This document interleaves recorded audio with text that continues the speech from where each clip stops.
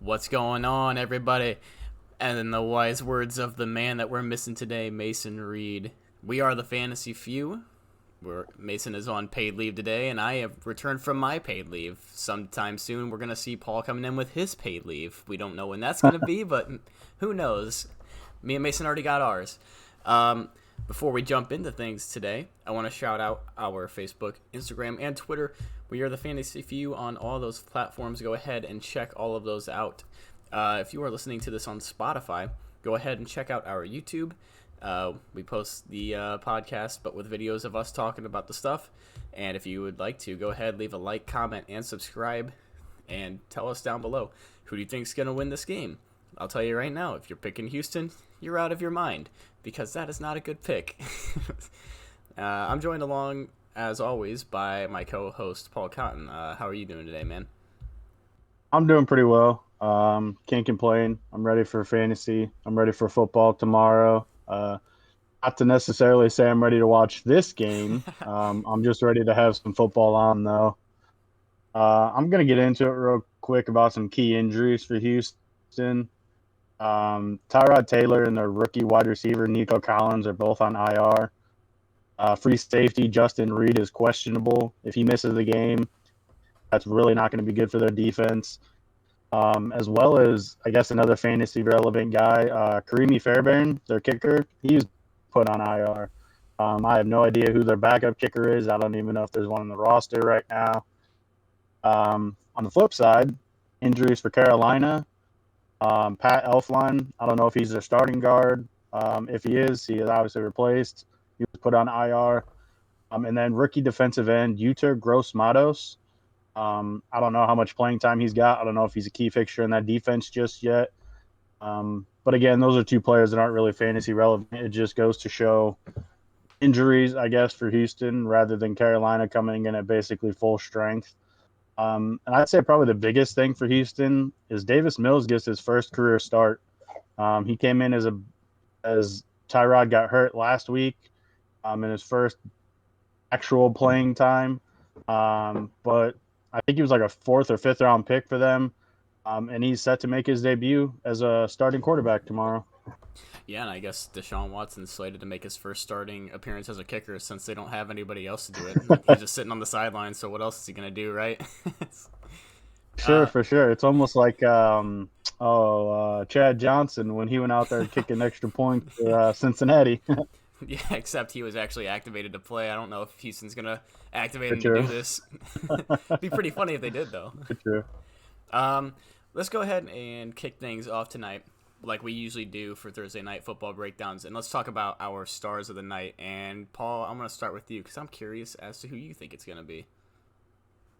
Mine is Sam Darnold. I think he's going to throw for over 325 and have at least three touchdowns in some capacity. There'd be two passing and one rushing because he has that ability. But I think it's going to be his first signature game as a starting quarterback for the Carolina Panthers.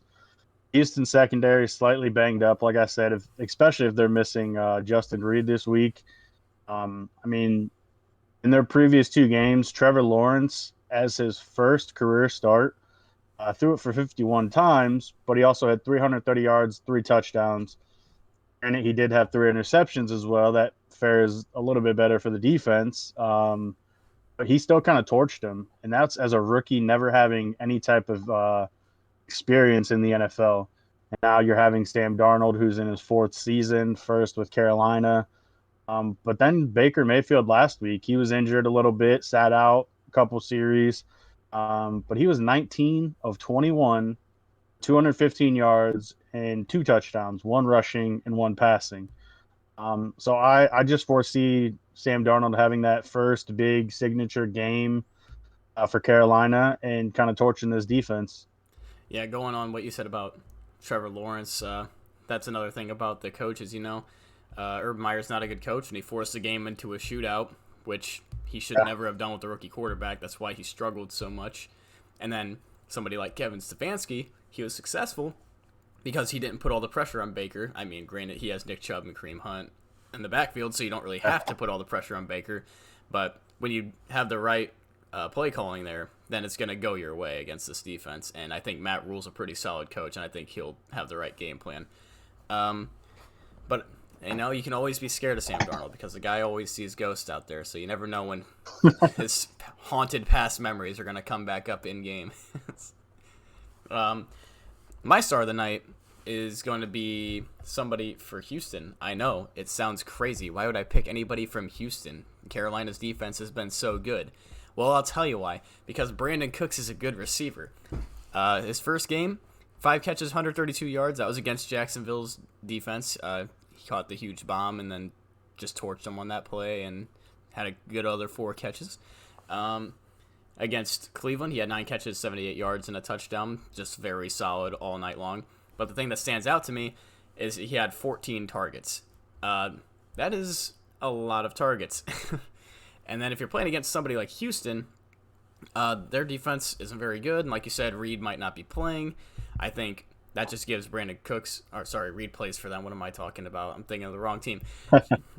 Jeremy Chin and them, yeah, they're good, great defenders and everything, but I think Brandon Cooks is still going to get his. He's going to get his targets, even if it's a rookie quarterback, because he's going to have to kind of lean on Brandon Cooks, as that one reliable option in the air. And I think Brandon Cooks is going to be that big time, maybe 7 catches, 80 yards, touchdown type day again. I think he can get it done here. He's going to be a 1,000-yard receiver. I'm calling it now. Should have called it before the season like I always do, but I didn't this year for some reason. I like that take. I just want to speak to something real quick. A lot of people think of Brandon Cooks as like a speedy, deep threat, almost like he really only catches deep downfield passes and has big games, 5 catches for 130 yards, like you said, the first game. But with the absence of some of the receivers like Amendola, Nico Collins, they have Anthony Miller. I don't even know who else they would have over there to be catching outside of running backs and their tight end, Jordan Akins. Brandon Cooks, with that receiving workload that he had last week, 9 catches for 78 yards, that kind of speaks to him being able to still do it over the middle, catch those intermediate short passes, and just kind of be all around the field. He's not just one-dimensional. And I think that speaks to, like what you said, with him being a 1,000-yard receiver pretty frequently in his career. If they shut him down deep, he has that ability to beat him over the middle and take those 4 or 5 yard screen plays and the short slant passes, ins and outs, and still make a productive day out of it. Yep, completely agree. Brandon Cooks always, throughout his career, has been just a reliable guy. And last year when he played for Houston, Deshaun Watson was playing. He was that guy who was still catching 7-8 balls a game and getting a lot of targets. He's just a very, very solid receiver. He's a fast guy. He has good hands. He's a good route runner. Yeah, everybody sleeps on him every year. And rightfully so this year with how bad Houston is. How bad they thought Houston was going to be. So far, they played pretty solid, though. But our next thing to talk about, it's going to be Davis Mills for a over-under. DraftKings over-unders. They have him at 211.5 yards passing. I'll start this one off.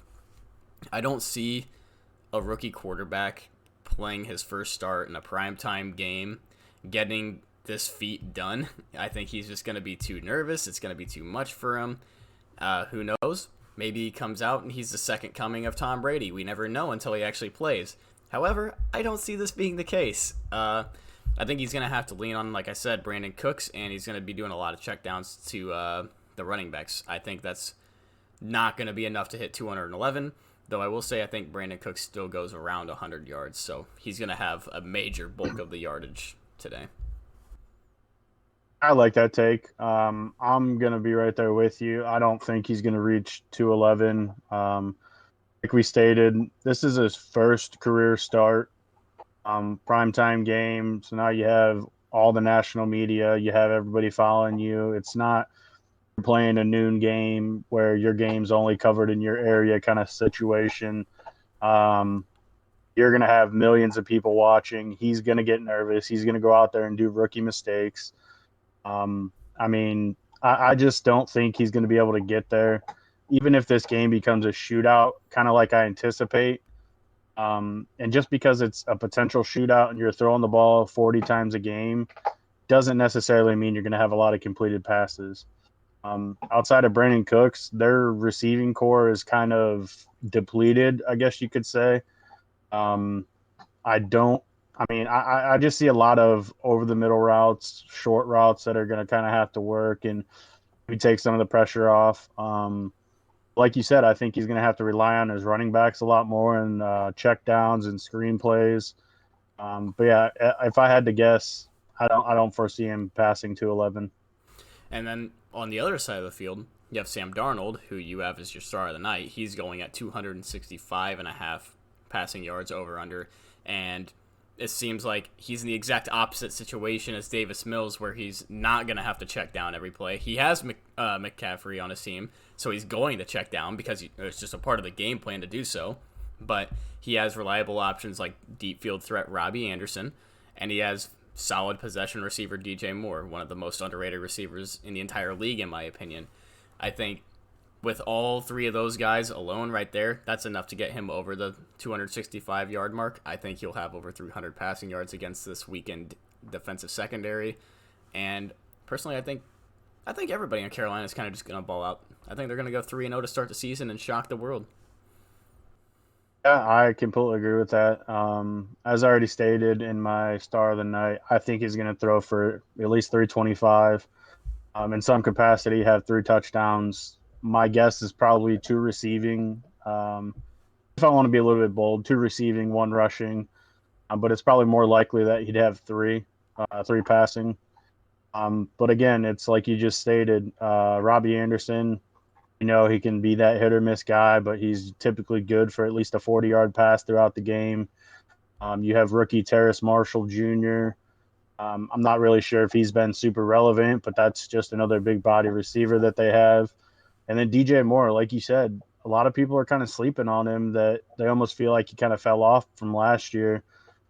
But he's been looking like a true number one wide receiver for this team. And then again, like you spoke, Christian McCaffrey, he's good for probably about 70 yards through the air as a running back. And I mean, that's just something we've seen. That's a very, very big consistency for him. He'll get those 5 to 7 check downs or screen plays per game. And I think he has the ability to possibly go 100 through the air on the ground this week. Just because of how weak this defense is, like we talked about, they're missing a lot of starters, a lot of guys on IR, even depth players that they have. But especially if Justin Reed doesn't play this week, I foresee this kind of being a big day for Carolina. Speaking on McCaffrey, he has an over-under in the rushing yards category of 82 and a half yards. And I'll start this one off since we've already been talking about it. You said he could go 100 easy. I agree. He could go 100 easy. However, in terms of rushing, since last year, even though he was injured, he only averaged, like we talked about on a past podcast, around 3.9, 3.8 yards per carry. It was an injured season. It's a busted season. You can't really count it. However, this year, he's kind of starting off the same way. It's right around that 4 yard per carry average. The first game, he had 21 carries with a 4.67 average. And then the second game, he had 24 attempts with a 3 yard average. Granted, that's against the Saints defense. They're a very good defensive, rushing defensive team. Obviously, Houston's not the same as New Orleans rush defense, so I think McCaffrey has more potential there. I just think it's going to be more of a McCaffrey air game. I think he's still going to get a couple of maybe 2-3 yard rushing touchdowns, but I think he's going to go well over 100 yards receiving, and that alone is enough to justify why Sam Darnold's going to go over 260 in my eyes. I love that take. I don't want to put this on Christian McCaffrey as a similar game to what Aaron Jones just had, but I can completely see him having possibly 3 touchdowns in this game. I personally think he's going to get over the 82 and a half mark, just because I think on the season he's averaging 85 a game on the ground. And so I think he'll have at least 1 touchdown and then possibly 2 of the 3 that I predict for Sam Darnold are going to go to Christian McCaffrey in some sort of way, either a wheel route out of the backfield, a screen, a check down, just trying to get his running back involved. Because like I just said, that's one of the biggest consistencies with him and being one of the best running backs in the league is he has the ability to catch 7 to 10 balls a game and go over 100 yards. There's not a lot of receiving running backs that can say that. I'd say probably Dalvin Cook and Alvin Kamara are about the only two that have that potential to do it every week. Yep. So, yeah, I mean, I foresee him going over the 82.5 on the ground. And like you said, and like I stated already, I think he'll have close to 100 through the air as well. All right, all right. So sticking to the ground game, we can go over and move over to the Houston RB situation.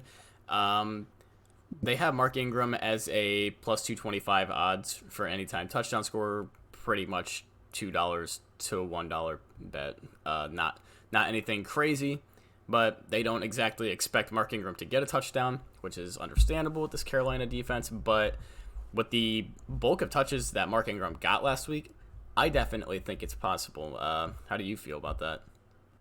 Yeah, I agree. It's possible, but I feel like if it doesn't happen within the first quarter and a half, then it probably won't throughout the game. Just because, like I said, I foresee this kind of turning into a blowout to where Houston Texans kind of have to start passing and they have to rely on Davis Mills more. We've seen it from the past couple games that Mark Ingram appears to be the lead running back, rushing wise. Then if you turn around and look at who they're kind of targeting the most in the passing category for running backs, that's more on David Johnson. And then you have Philip Lindsay, who's kind of just in between both of them.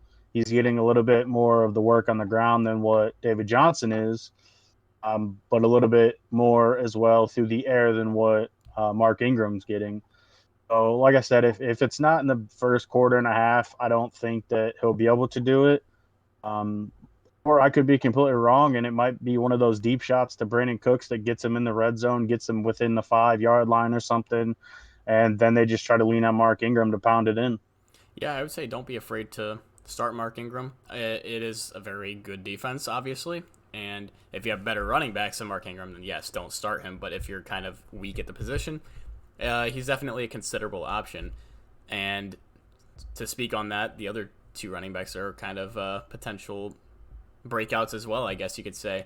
I made my own prop here talking about if any Houston running back can actually get over 40 and a half rushing yards. And personally, I just don't think it's going to happen. I think Lindsay and David Johnson are going to be more involved in the pass attack. Whereas Mark Ingram, I mean, Alvin Kamara just had 5 yards, I believe it was. So I don't see Mark Ingram, even if he gets a lot of carries, going over 40 yards. Yeah, and I agree with that. Kind of similar to what I just spoke to with the receiving game for the running backs, David Johnson and Philip Lindsay. I don't see either one of them kind of reaching that. And maybe we get a vintage David Johnson run where he bulldozes like two people, three people, and he gets a 30-yard scamper. It's possible, but I don't really foresee it happening. If any of them do it, I would put it on Mark Ingram just because of the volume he's getting. Again, like I said, I expect this game to kind of be a blowout for Carolina to get up big. And I think Houston's just going to abandon the run at some point early on. So I don't really see any of them kind of reaching that 40-yard plateau. All right, all right. Before we get more into the podcast, and we're going to transition to talking about Brandon Cooks. If you are listening to this on Spotify, we're going to send you over to a word from our own sponsor that we recorded. But if you're listening on YouTube, we're just going to move right in on to Brandon Cooks. So, staying on the Houston side of the ball, the last over-under that we have is Brandon Cooks, 68 and a half receiving yards. I already talked about him as my MVP of the night. I think he's going to go over this mark. I think he's going to be sitting around 80, 90 yards personally. But if he hits a deep shot, he could be well over 100 again. He's all they got on that offense essentially. Yeah, I agree with that. I'm going to take the over as well because for that exact reason of what you just said, I think he's going to have at least one deep shot. I played against him week 1 in fantasy, and he torched me with like that 60-yard bomb. I kind of expected it last week as well for him to have at least one deep shot over 30 yards. I didn't watch a lot of that game, so I'm not sure if he did have a reception at 30 yards or not. But I mean, if he does, he's already halfway there to that 70-point mark. So I'm going to take the over on this as well. All right, so that kind of brings us to the point of asking who is going to win this game. Mason's not here today, And I don't believe he actually ever messaged me back. I can check really fast. No, he did not. So he never told me who he thinks is going to win. So I'm going to predict for him. He's going to think that the Carolina Panthers win this game because he's not dumb and he's not going to pick the Giants like he did last week. He's going to take the safe one this week. He's got to catch back up to me and Paul. But sadly, he's not going to catch back up to me and Paul because I think both of us are going to pick the Carolina Panthers. And I think the Panthers will probably win this game with a score of, well, I'll give them 27 and I'll give Houston 17. Pretty similar to my prediction last week. So yeah, you kind of took that score right out of my mouth. I'll alter it just a little bit. I'll go similar to what I had last week. I'm going to say Carolina 31, and I'm going to go with Houston at 14. Ooh, a nice I don't think they're going to do a whole bunch. Yep, I don't think they're going to do a whole bunch. And like I said, I foresee Darnold having at least 3 touchdowns somehow. So that's 21, and then the run game can get involved a little bit. Christian, he can have at least one on the ground. And like I said, I think it's going to kind of be a blowout. We're going to see Davis Mills starting his first game. A lot of rookie mistakes, in my opinion. And they're just going to kind of feast on him. And I don't think it's going to be a great game fantasy-wise. As a football fan, it's probably going to be one of the slower games to watch on Thursday night. But at least we'll get it out of the way. I just want to say, last time you predicted a blowout here on the page, I want you to know that it was Tampa Bay beating Atlanta 28-3, and that wasn't the case at all. But it was a blowout. I will say that. You had that right, which I think we all did, but you didn't give Atlanta enough respect on the offensive side. So No, I was just trying to throw a shade like Tom Brady does every once in a while with that Super Bowl score, 28-3. Yeah, no, you were making it really adamant. You're like, nope, 28-3. That's what it is. Get out of here. We're done. We're done. We don't need to talk about this anymore. You said 31-14 then? Is that what you ended up saying? Yep, 31-14. So you got David Johnson and Brandon Cooks as your touchdowns. Easy. So I'm Mark Ingram, not David Johnson. Oh, my bad. I always say David Johnson. I don't know why I mix the two up all the time. You know, there's one running back we haven't talked about on that team, though, and it's Philip Lindsay, and I'm kind of curious as to how you think he's going to perform. I think as the third running back on the team, he might actually be set up for more success than the other two against this defense. Yeah, and that's very possible. I feel like he's probably been more of the consistent of the three, just because he's had a touchdown in both games. Like I already spoke to, David Johnson kind of seems like he's getting more of the passing attempts, while Mark Ingram's kind of getting more of the rushes on the ground. And Philip Lindsay is just kind of settling in right between them to do both, which we've seen him do the same thing over in Denver when he was still there with Mark Ingram, Royce Freeman, or not Mark Ingram, Melvin Gordon, Royce Freeman, whatever running backs he was over there playing with at the time. So, I mean, I can see him getting at least maybe 20 to 25 on the ground as well as maybe 25, 30 through the air. He might be kind of what you're talking about with a rookie quarterback being that type of security blanket, or it could be David Johnson in the receiving game. I was going to guess, kind of as my secret of the night, I was going to guess Philip Lindsay because I think he can sneakily have a really good game because that rush game for Houston isn't really going to be there in both of our eyes. And they're going to have to rely on Davis Mills. Davis Mills isn't insanely confident to our knowledge. Who knows? Maybe he goes out there and he's just a baller somehow. But just assuming it's a rookie on his first game in prime time, he's going to be a little nervous. He's not going to be his perfect self. So he's going to check down a lot, and he's going to try to go to the tight end a lot, I think. Which means, like you said earlier, Atkins might have more of a prominent role now in the offense. I doubt it, but he could. And so I think it's going to see more of we're going to see more of what Heineke showed on Thursday night last week, where it was he's relying solely on that number one receiver, and he was relying on his running back and his tight end. Everybody else was kind of non-existent. I think it's going to be similar. I think Philip Lindsay is going to be your steal starter of the night kind of thing. I'll make a bold prediction here, all right? My bold prediction for this game outside of Philip Lindsay is going to be that Carolina's defense has a touchdown. I think and I'm going to name the specific person who does it. It's going to be Jeremy Chin with the pick six. It's going to happen in the third quarter. And it's going to destroy Davis Mills' confidence, and that's when everything just goes downhill for Houston. That's what's going to happen in this game, ladies and gentlemen. I'm calling it right now. I like it. I like it. I am going to stick with that as well. I like your bold prediction on that. But if I had to choose somebody, I think Shaq Thompson is going to get a strip sack some point in the game, probably early on. He's going to get to Davis Mills. Ball's going to be out. I'm not saying he's going to scoop and score, but I do believe it's going to be picked up, scoop and score, taken back for a touchdown. And like you said, I think it's just going to kind of set the tempo of the game. It's going to keep Davis Mills on his heels, and they're not really going to know how to respond to it. So we both have a touchdown being scored in this game. I mean, the Jeremy Chin stuff, that was kind of like, I'm just thinking of it, and I'm thinking of, like, what could be likely. But I don't think it's going to be that exact scenario. But if it is, hey, that's a VOD, and you guys are going to be like, wow, this guy is just a magician. He knows everything that he's talking about. He lives in the future, and he's coming back to the past. But, you're Love it. I love it. You're 100% certain that there's going to be a touchdown in this game, though? Because I think there will be, personally. I believe there will be. Okay. Interesting. What about Houston's defense? They getting any touchdowns?